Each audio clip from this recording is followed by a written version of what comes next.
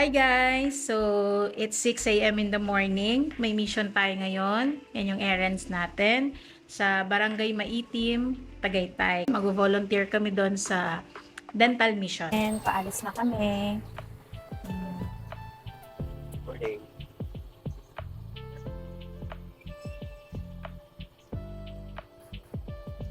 Breakfast muna si Bossy.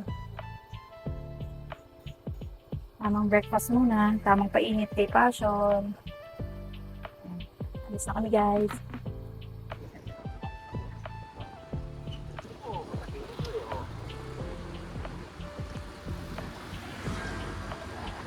At yun na nga, nandito na kami. Ayan, ready na kami. Dental mission.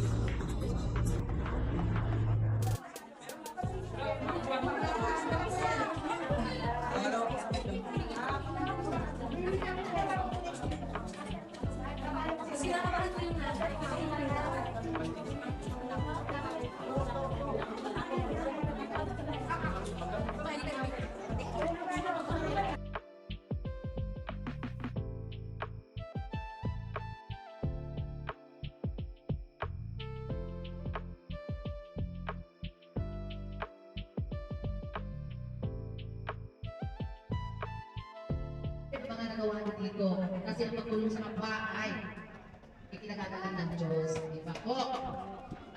I hope masaya din kayo at nasabisyon natin kayo kung ano nagbigay namin. Sa lahat po, magandang hapon.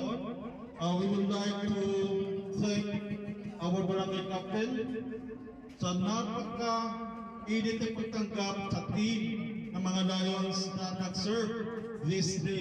Na talaga namang sabi ng mga bata, masakit ba? Hindi po naramdaman ng magaling ang mga doctors natin. So maraming salamat. And this time we will be awarding our kapitan, asan po kayo? And of course, Marisa.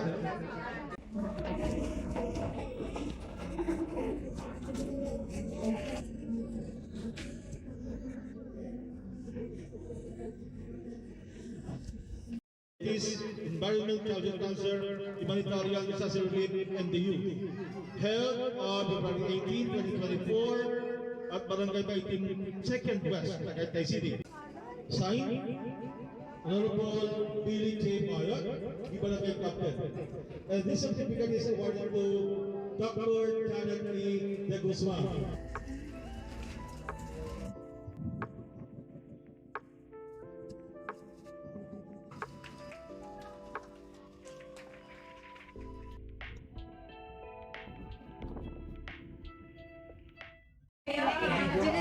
Hi! Tapos na ang aming mission dito sa may Tagaytay. So, nakailang daan tayo bunot. Nasa 100. Yun. 100 patients. And then, hanggang ngayon ongoing pa rin yung check-up dito. And kakatapos na din magbigay na certificate sa mga part ng mission na to. Yun. So, buti na lang nakapag-video si Pio kasi kanina din ako nakapag-video kasi sobrang busy, sobrang daming tao.